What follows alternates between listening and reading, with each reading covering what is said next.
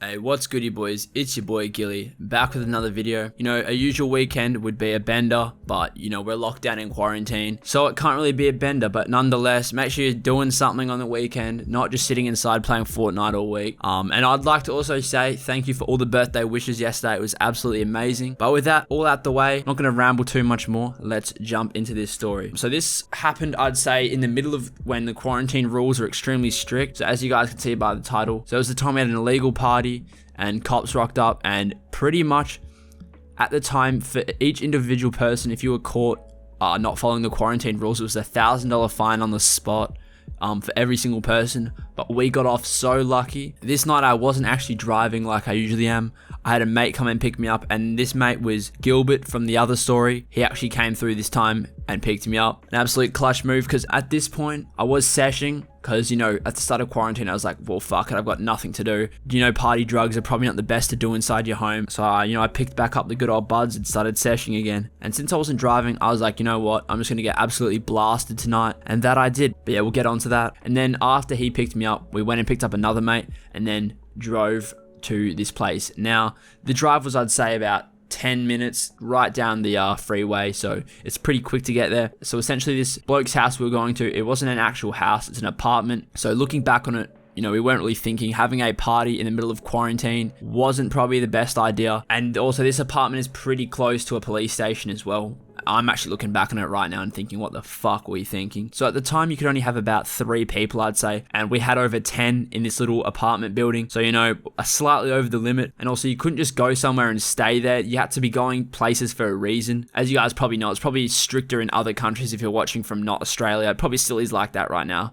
but we've eased up a little bit. Still not back to normal, but, you know, it's not as strict as it was when this story happened. So essentially, my mate, we'll call him Alex. Once again, it's Zans that's the issue. It's Zans that caused the cops to get called. I'm going to say every time Zans comes into the picture, don't do him. Anyway, my mate Alex, that was on Zans. This guy's an absolute tank. He can handle his Zans pretty well. He kind of just sits there and just looks around. He doesn't do stupid shit. But he kind of acted a little bit out of pocket, and he poured the bong water off the balcony. Essentially, each balcony is like a different length, so it landed straight onto the balcony underneath. And, you know, we kind of were like, what the fuck was that for? But we didn't think much of it, and we just left it and continued on with the night. So essentially, we were just sitting there seshing. Me and my mate were going back to back, bug after bug, getting more and more stoned as the minutes went by. My mate Alex, that poured the bong water off the roof, actually left halfway through the night. So he was gone, and we were still sitting outside seshing. Now, there was some people inside as well. It was about half and half, I'd say. So some were on the couches, some were in the bathroom, and then there was just me and a few others sitting out in the balcony, punching cones. And now, every now and then, we started to notice there was a paddy wagon. If you don't know what a paddy wagon is, it's essentially like a cop car, but you can lock people up in the back of it, for those that aren't in Australia.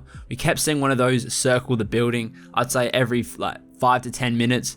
And every time they'd come past, we would duck down on the balcony. But even with ducking down, you could definitely still see us, and it probably just looked so sketchy. But once again, we didn't think much of it. We just kept blazing up. I'd say it started to get to about 10:30 at this point, so it's getting a little bit late, and all of a sudden we hear a knock on the door, and we knew there was no more people coming, so it was a little bit out of the ordinary. But nonetheless, my mate got up and opened the door. I'll try to paint this the best way I can. So essentially, the front door opens straight into like the kitchen, a lounge room, and then next to the lounge room is the balcony. So from the balcony where we were all seshing, you can see the front door. So if someone comes in the front door, you can literally just see straight at them. So I'm facing the door, and then the other mate I was seshing with was facing me, so he has his back towards the door, and I'm just staring at the door wondering who it is.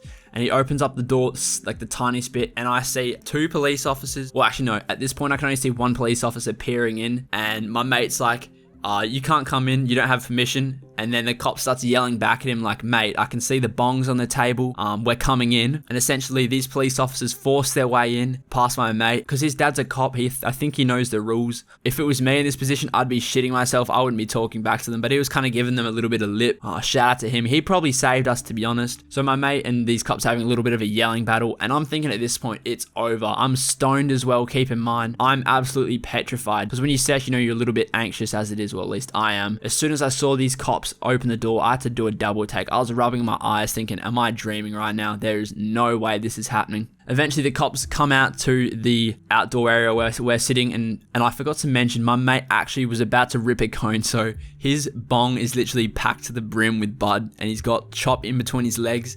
So as these cops walk out, he's literally got just bud everywhere, all over him. And these cops essentially just said to us, you guys have to go right now. We could give you $1,000 fines, but we're not going to. And they were actually really chill cops, it turned out to be. I thought it was all over when I heard yelling, but you know, they were pretty nice and understanding. They legit let us keep our bud, which surprised me the most. They just made us put all the bongs in the bin, which was absolutely fine by me, because you can just make a new one when you get home. As soon as I hear them say, you know, just take the billies apart and head on your way, I was straight out of there. And also, I forgot to mention as well, we were sitting outside, but there was also people hiding in bedrooms, and essentially there was people under beds and all that. And the second we got the okay to go, everyone just started flooding out of the rooms. It looked like it was out of a movie. It was funny as fuck. But yeah, that was pretty much all I needed to hear. I was on my way straight out of there.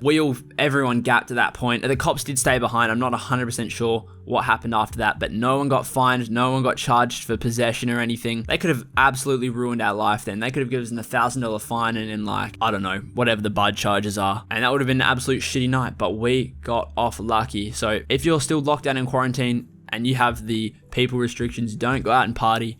Learn from my mistakes. We got off lucky, but you might not be as lucky. Heard stories of over east, these two teenagers that got caught by their neighbors playing PlayStation. It was just two of them, and they both got $1,000 fines each. So essentially why the cops came was when that bong water hit the level below, there was actually people sitting there, and then they got fed up with it, so they called the cops on us. Look, I would say snitches, 5 teenagers above me that spilled bong water onto my balcony. Look, I probably wouldn't call the cops, but I wouldn't be too happy nonetheless. But yeah, this is another story for your Friday morning, guys. Hopefully your Friday goes well and you have a great weekend. I'll see you guys on Monday with another video. I'm not sure what the video is going to be yet, but you know, I've got tons saved up, so don't worry, there'll be no lack of videos anytime soon. So if you're not subbed, make sure you're dropping a sub. If you're not liking these videos, make sure you're liking the videos, and please drop a comment. I want to see who's watching the videos. I want to have conversations with you guys in the comments. And yeah, that's pretty much it. Drop a like as always. Yeah guys, I'll see you in the next one.